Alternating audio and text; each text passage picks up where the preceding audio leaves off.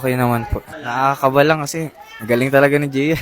Pero laban lang. Malay mo naman, di ba? Ako na yung next ulit. Binigay ko lahat ng best ko. Pero good luck din kay Gia.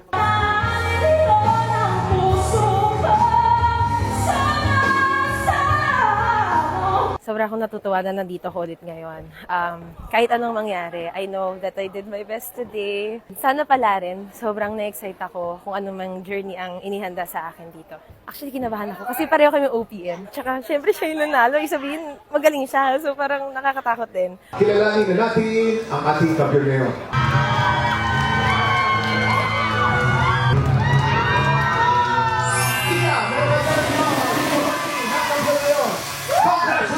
Thank you so much po. Thank you. And yes po, pagbubutihin ko pa po sa mga susunod na araw.